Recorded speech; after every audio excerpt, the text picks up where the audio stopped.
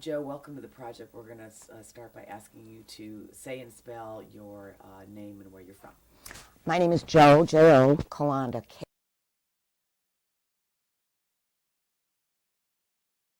Jo Kolanda, when and how did you first get involved in the crime victims movement? Well, in 1975, I was working for what was then called the Milwaukee County Department of Welfare, which is a non-PC name now. And I hated my job. It was so horrible. And a friend and colleague saw a Milwaukee County job posting for a job called Citizen Contact and Support Coordinator for a new program called Project Turnaround. And she gave the job description to me, and it sounded pretty interesting. And I wanted to escape a welfare department. And as I read the job description, I realized that regardless of how interesting it sounded, what I knew about the criminal justice system was zero. So I called a friend of mine, Michael Ash, who was a deputy DA, and he agreed to have lunch with me. And I found out that Michael Ash wrote the definitive article. It was a law review article called On Witnesses. And it described vividly how horribly witnesses are treated. And as we know, unless a victim is dead, they're the most important witness for the prosecutor. And this article that Mike wrote was the inspiration for LEAA, the Law Enforcement Assistance Administration, which was headed up by Don Santarelli. LEAA, based on Mike's article, decided that they better do something to help prosecutors preserve witness cooperation, and that non-cooperative witnesses were probably not really non-cooperative. They had just been abused enough to abandon the system. So the DA was E. Michael McCann, and Mike inspired Mike McCann to look at victim witness problems.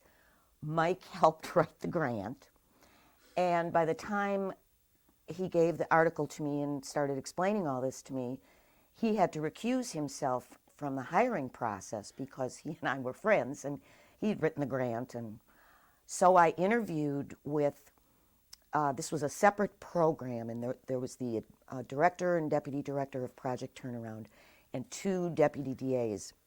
All of them were men, and they interviewed me. And to say that it was one of the more horrible experiences of my life would be minimizing the experience. One of the deputy DAs noticed an item on my resume, which I normally tried to gloss over as a period of mental illness. I was a performer and writer for an experimental theater company called Theater X. And we did a lot, at the time, most of our material was very satiric anti-Vietnam War stuff. And one of the deputy DAs, Lee Wells, had seen our shows. He liked Theater X and was telling the other people, I was sinking into the floor, telling the other people, interviewers, the shows I'd been in. And the director of Project Turnaround looked me right in the eye and said, well, could we accurately describe you as an anti-government agitator? So I figured, well, this is fine. I don't have this job. And then they asked me all kinds of questions, which even back in 1975 were illegal. And when they found out I was a single mother supporting two children, the deputy DA asked me if I had adequate child care. And since I knew I didn't have the job anyway, I told him I thought that was an illegal question. And if he wanted to know about my attendance record, he could check that and find that it was excellent. And I went home and thought, well, the welfare department isn't really all that bad. And I found out when I got the job, I was astonished. And they hired me because of my theater experience. They didn't want, for want of a better, more negative word, bureaucrat who would just do business as usual. They wanted somebody who would bring a creative look to the program. And so it was just it was a wonderful experience in the end until I got the job. And then I realized quickly that I didn't know what I was doing. And every night, about 6 or 7 o'clock at night, I would sit down and write out my letter of resignation because I was sure somebody was going to figure out I didn't know what I was doing. And after a few months, I realized that nobody was going to figure that out because nobody knew what I was supposed to be doing, because it was the first prosecutor-based program. And so in 1975, there were some initiatives for sexual assault victims and for domestic violence victims. And LEAA, when inspired by Mike Ash's article, thought it was time to look at the criminal justice system and how they were abusing people. And so they gave very large grants, one to Milwaukee County and one to Brooklyn, New York, which is an odd sort of duo. And the reason they gave the money to Brooklyn was that the first time a criminal case went to criminal court, 60% or more were dismissed the first time. And in Milwaukee, the rate of dismissal of criminal cases at first appearance or 20th adjournment was considered statistically insignificant. So LEAA said, let's throw a lot of money at Brooklyn and see if they can reclaim this citizen respect for law enforcement. And they gave a lot of money to Milwaukee to say, can we preserve an unusual amount of citizen respect for law enforcement? And so that's how our project got started. And I was in charge of one part of it, delivering actual services to victims. So that's how I got started. Now, the problem with the LEAA grants was that, I mean, this is one of those things, you know, it sounds like a good idea at the time. They funded this big project turnaround, and the feds paid 90% the first year and the county 10%. The second year, they paid 75% and the county paid 25%. And the third year, I think it was 40 feds and 50 county, something like that.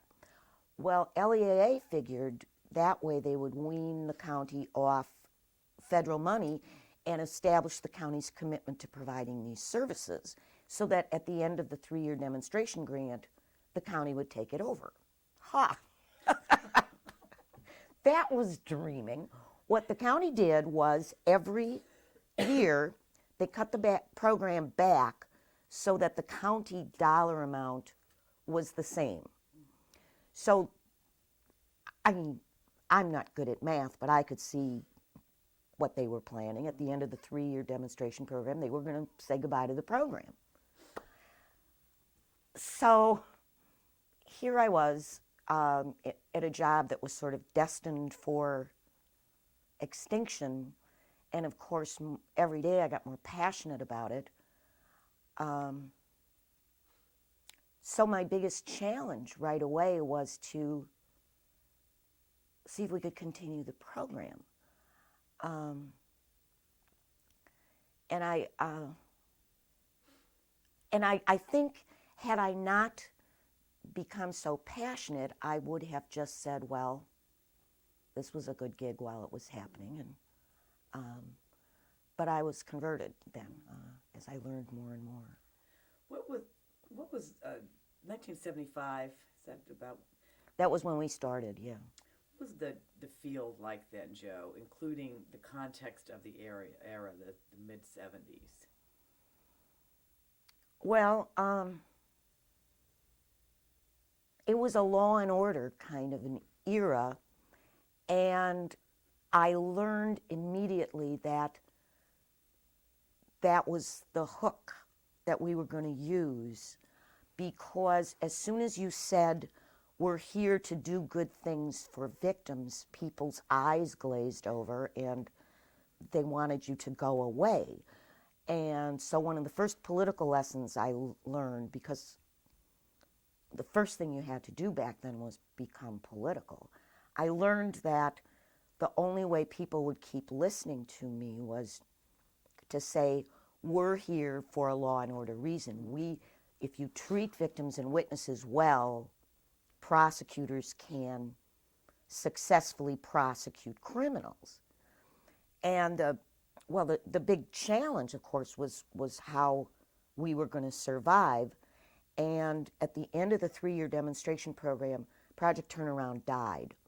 And I got picked up by the DA's office. And, oh man, the director of Project Turnaround threatened to fire me every other week because I was cozying up to the DA's office. And, of course, he wanted to preserve his job, and I wanted to preserve the program. So the DA agreed to pick up my part of Project Turnaround. And, oh, man, we were held together with spit and glue. I mean, we lied about the fact that we were providing social services so we could get Title 20 money, which came with a nightmare of paperwork. What's Title 20 for? It was social services. So I had to pretend that that's what we were doing. And then I had to pretend that we were doing job training, so we got CETA money, which was comprehensive education and training assistance. And that came with a lot of paperwork. And but the turning point for me was we had a strategic meeting on how to save the project. And there were all of these men and I, and they were all talking about different ways to preserve the program, Project Turnaround. And I said, well, you know, I think that the only way this program is going to survive, because I knew we were getting interest for the law and order stuff. So I said, there's got to be statutory authority for this program, and there's got to be funding built in from the state, because the state supports the court system. They should be willing to fund this. And every single person in the room laughed. And at first I was so humiliated, and then I was so mad that I left that meeting thinking there is going to be statutory authority for this program or I will die trying, you expletive.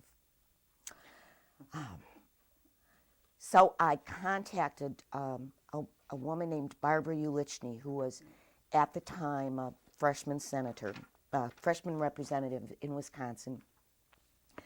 And I knew she was very interested in sexual assault issues, and I had helped on her campaign to get elected.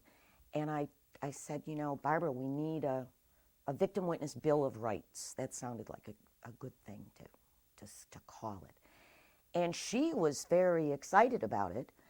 And of course, what I meant was we need a statute that will statutorily authorize all the program services that we provided, and give us money to do it. And amazingly, a freshman senator pulled this off. And the best thing about getting that legislation passed, because that would be when it passed in 1980, it was the first victim witness bill of rights in a state. And during that time, I met Steve Doreen, Steve Doreen and Barbara Ulichny and I became sort of the dynamic trio of let's do legislation as fast as we can to help crime victims in the state of Wisconsin. And one of the great things about the Bill of Rights was it was hard to sell, especially for a freshman legislator, to sell a big funding bill. So it provided that criminals pay a victim witness surcharge. And interestingly, over the years, the collection rate for the surcharge was better for incarcerated defendants. It came out of their inmates' wages. And the collection rate was better than for those defendants who were on probation, because they were kind of captive audience. So getting the funding was huge, and getting a beginning towards victim legislation. And the other biggest challenge I had in the beginning was getting respect. I mean, we were all non-lawyers, and the Project Turnaround people did that on purpose. They wanted non-lawyers who would advocate for victim interests instead of for legal expediencies. But to say that we were treated with scorn by the lawyers would be an understatement. And Mike McCann was very smart about this. He gave us offices near his office. The staff was paid more than assistant DAs when they started, which is no longer true. So although they resented us and didn't trust us and didn't want us meddling in their cases, there was a lot going for us to win their respect because of how the district attorney himself regarded the program. And that made a difference. His view of you made a difference to others? Absolutely. Without the commitment at the top, I think they could have driven us out. And I remember one assistant DA, and he did have 3 years to win him over, but one assistant DA who just said, do not touch my case files, do not mess up my cases. When the news came out that we were going out of business, he came running into my office saying, what do you mean by this? The program's ending. He says, I'm going to quit. So it took a while, but establishing credibility with lawyers was key. And the other key thing was in the beginning, my learning curve was, I told you, was very steep. And I learned something very important. In order for me to learn what victims needed, I needed to talk to victims. And so I, very early on, grabbed a whole stack of DA case files and started calling victims to tell them what was happening in their case. And it was horrible. I mean, everything Mike Ash wrote about how victims were abused was true. I talked to a guy who had lost 3 jobs trying to cooperate in an armed robbery prosecution. And I looked down the DA case file and was adjourned. And this poor guy had kept coming to court, of course, because he was one of those solid citizens that we were so prized for. So that made me realize I had to get control of the subpoena function. There was no use relying on referrals from assistant DAs. The lawyers at that time wouldn't know a victim problem if it whacked them over the head. So by getting control of the subpoena function in the DA's office, I could also get control of the files so that they could come to us first, and we could notify people what was going on and place them on call, which was, the first time I said, I think we should place victims on call and witnesses on call, you'd think I suggested bombing the criminal court system. It was wonderful, except at the time it was so horrible. It was so hard. And because there were no colleagues, there was nobody I could call, I've tried to devote the rest of my life to helping other people, because it was hard thinking that you weren't nuts when everybody was being mean to you, telling you not to mess up their cases. And you were talking to people who just needed so much. And one of the big decisions I had to make early on, which was a very hard decision, ironically now, when we're sitting here today in 2003, we had a very small staff in the beginning, and I had to decide where are we going to put the resources, in felony cases or misdemeanors. And I thought, well, far more citizens go through the misdemeanor courts, many thousands more. Maybe we should start there. But I suppose it was hypocritical and self-serving. I said, no, we'll pick felonies because it's high profile. I'll be able to get some press. will take felonies. And I made the right decision because it was helpful when we got press and did something on some big spectacular case. But I feel terrible now that I was inadvertently party to the fact that now people argue about whether there should be services for victims of nonviolent crimes. That's craziness. You can't separate out victims and say who's more deserving of services. I mean, a purse snatching is the worst thing that can happen to a person. Any crime, I just feel bad that can be minimized now. Do you know what I'm saying? Yeah, and still is what you're saying. Yeah, There's yeah. a difference. And I wish people would understand that I didn't mean that. The misdemeanors were less important. I'm sorry. I'm very sorry.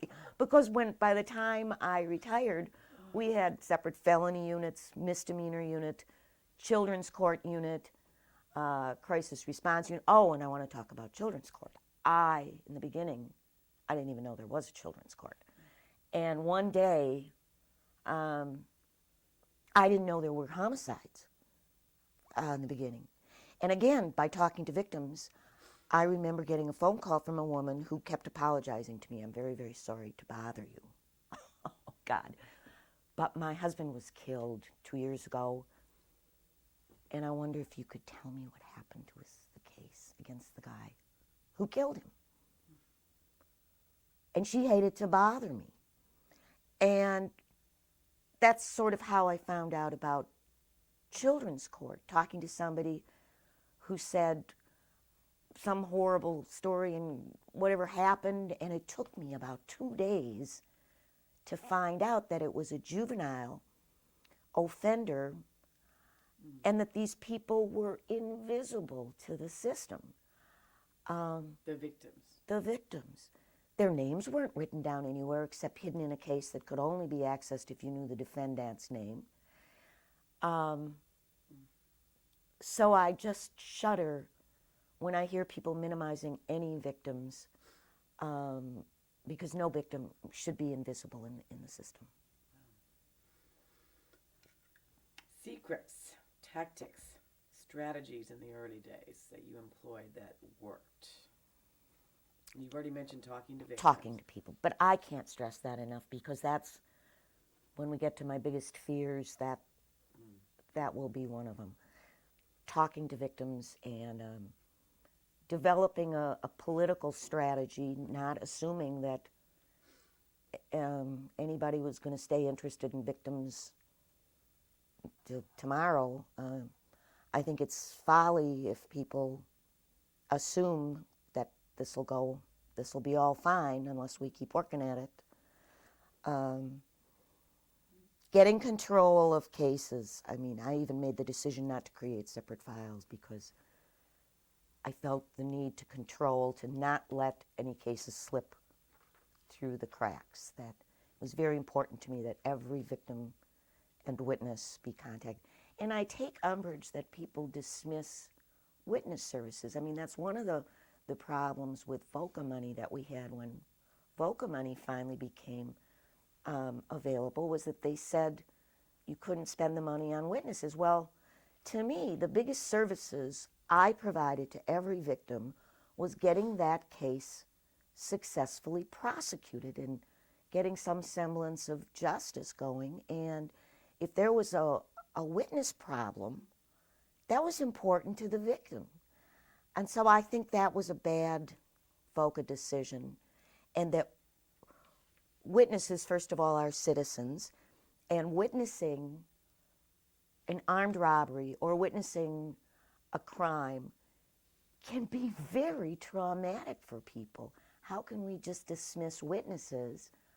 And I love it when you get a bank robbery and they pick the victim out of the whole assembled teller group, and the one who had the gun pointed at her head is the victim. Well, that's nonsense. All of those people are just witnesses, and I have a lot of trouble with that still. And I never was able to convince people. I just keep begging Not them, yet, huh? don't ignore witnesses, because that doesn't help victims either, and they have a lot of, they can be scared and traumatized as much as victims. Well, good segue to the next question. What were some of the failures that you perceive? Oh man, the biggest failure was I could not, I was not able to let DAs around the state of Wisconsin understand the importance of the professionalism of the person who is going to be providing victim witness services.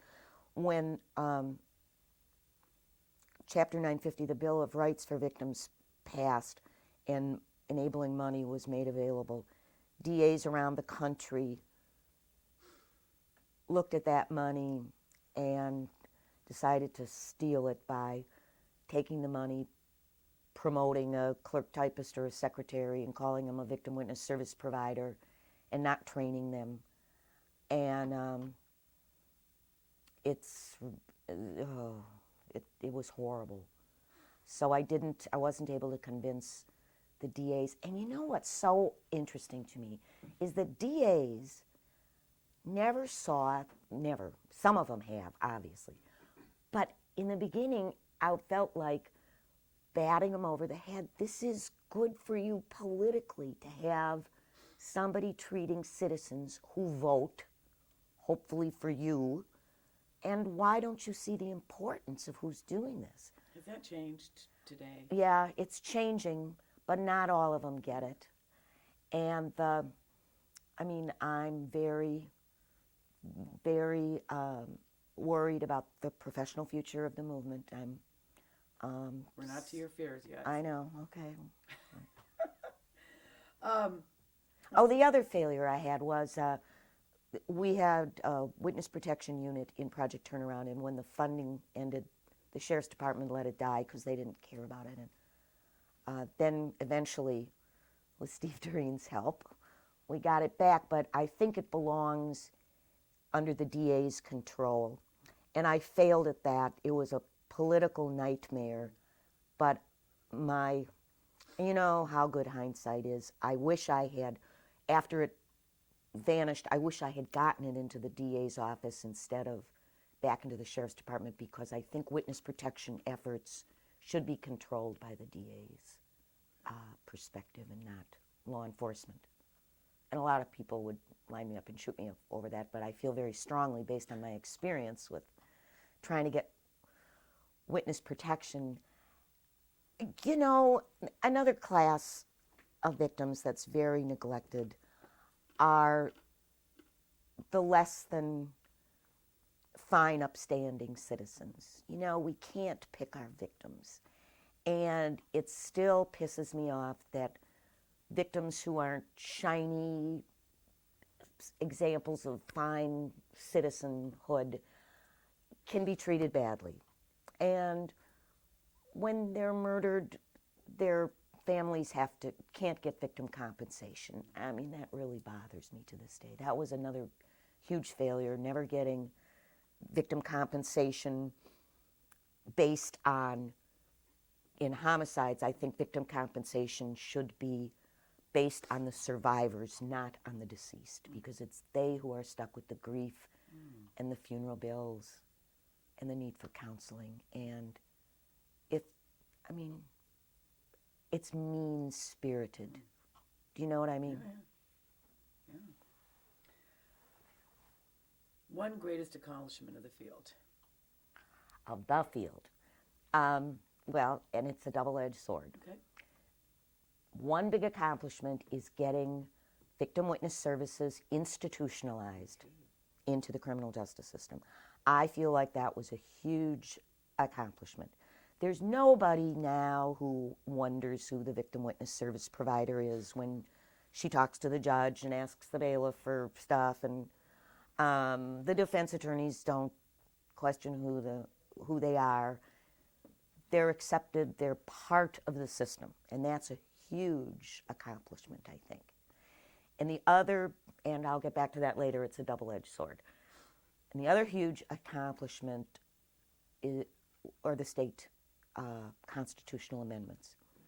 Because in my experience, statutes are just poetry unless they have two things. Unless there's funding to adequately provide the services that are mandated in the statutes, and they're poetry unless the lawyers and the judges pay attention to them. And the symbolism involved in a constitutional amendment does that. It says, pay attention, this is important to the lawyers and the judges. So I think that's major, and that's why we need one at the federal level so badly. All right, Miss Jo, what is needed today to continue the growth and professionalism of our field, or what's missing? Well, I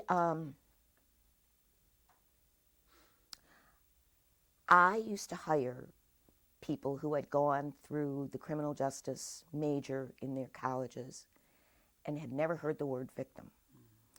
And after I retired, I went back and got a master's, and Marquette University in Milwaukee let me create a victims course. And I think what's needed is to hook those bright young things who are so full of idealism and hook them on providing victim services, whether they're headed into law enforcement or law school or social services.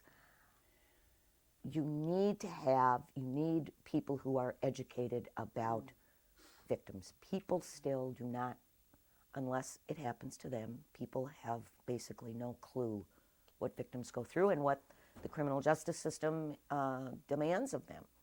So I think curricula has to, in undergraduate, graduate, and law school, has to include victim issues and has to prepare people to professionally be able to deal with victims. The other thing is training, like the National Victim Assistance Academy. And I think that there should be a viable national organization, which there isn't right now, that could someday do something to compel training. And I know certification is a bad word, but I mean, based on my experience in Wisconsin, there are DAs who resist having their victim witness person trained because they're out of the office. They have to understand how important that is to train people and keep them up to date on new stuff in the field. I mean, I can't say the need for training often enough.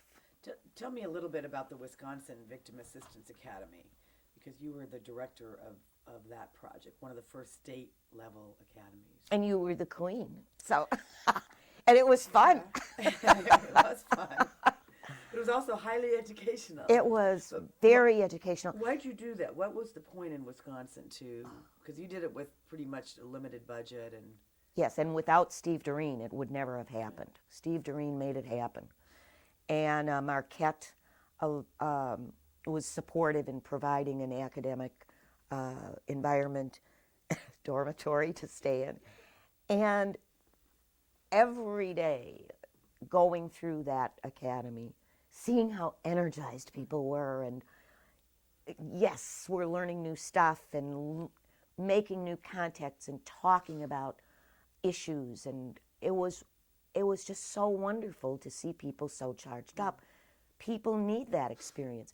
It's lonely for a lot of people working in the victim field. They're one person, and they need colleagues, or you get cynical or hardened or too sad. You need to get together with your peers and colleagues and have phone numbers to call. And you need to hear the new stuff. You need refreshers. You need to be reminded of what you've forgotten. training should be an essential part of every victim service provider's agenda. And their bosses should understand the importance of it. Yes. Having a little too much fun with this interview. Jo Kolanda, what advice can you give to professionals and volunteers who have just recently joined the field? They were not here 30 years ago. Oh, my first advice would be learn the history of the movement and be very afraid. Those of us who started in the bad old days, you should know how bad it can get. Or you're not, I mean, who said if you don't know history, you're doomed to repeat it?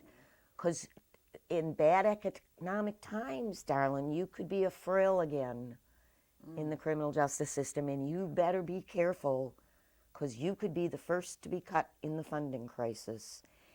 And you better get political. I mean, I have folded so much campaign material and stuffed so many envelopes and addressed envelopes for fundraisers. Get connected with a state legislator, a county supervisor, anybody political.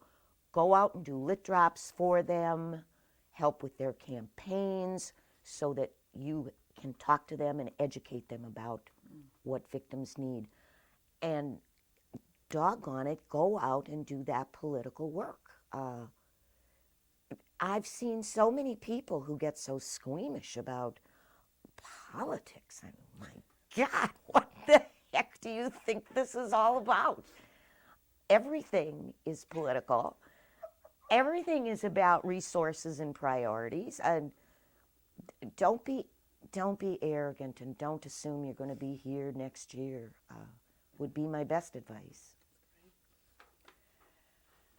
What vision do you have for the future of our field? This is my vision for the field. In the course of, I was mostly an administrator, and the most direct services I provided were to families of homicide victims in cases that the media was going to mess with them, and they needed some extra protection from the media. So I learned, I met some of the most wonderful people on earth. And through various other activities nationally, I've met the most wonderful people in the world. I see victims becoming a political force. And when I started, victims had no political power at all. Political figures and the people who control money not only didn't know who victims were, they did not want to know who they were because of the stigma attached to it back in the bad old days. And I don't want to hear about little babies getting killed and sons and daughters getting murdered. Don't talk to me about that. Well, that's over. They're now more visible. And I've seen that developing from being zero to being, having advocates for them and now for them becoming their own advocates. And I would like to see them becoming more and more political. And you know as well as I do that if a legislator or a county supervisor gets a letter from somebody who is an actual constituent crime victim, it's worth more than 20 phone calls or letters from you or me, or from any service provider. That's real. And the more political they become, the safer the movement is. What is your greatest fear? My greatest fear is the double-edged sword that I talked about, that and I've seen it happen, that as victim services become institutionalized in the criminal justice system, that it will become too institutionalized. It'll become just a job. And talk a little bit about that. I've seen DA's offices react to constitutional amendments by saying, okay, we're going to do this all with forms. All form letters, check off, cover your ass. Because in Wisconsin, if in Wisconsin, if a victim feels their rights have been violated, they can lodge a complaint, and ultimately lawyers and judges can be fined, which really got everybody's attention big time. So some people are reacting to that in what I think is a very cynical, mean-spirited way and saying, okay, we're going to do everything with paper. We're going to flood people with paper. Now, one thing I learned very quickly is that the illiteracy rate in this country is something nobody is aware enough about or talks about. But a lot of victims are intimidated by a lot of paper. I mean, I am. I get something from the government. My whole brain kind of shuts down. Well, you have to keep talking to victims. You can't just send them brochures and form letters that say what their rights and, oh, if you want to exercise your rights, sign here and send it back or call me. We're on the equivalent of family television right now, so that's nonsense. And people, you don't know what kind of problems a victim, I can't say this often enough, until you call them and you talk to them. And you find out, are they afraid? Are they about to get evicted because their car was stolen and they can't get to work? I mean, all the stuff you find out the first time you talk to a victim, you have to keep doing that. And I've really digressed now. What was the question? Greatest fear. Greatest fears. And my greatest fears is that the momentum that we've gained will not result in a more professional movement, and that we won't have victims as much as anything a part of all curricula, and law schools, and I think that one of the biggest things that a federal victims' rights constitutional amendment would be, I think then they've got to have that in law schools, don't you think?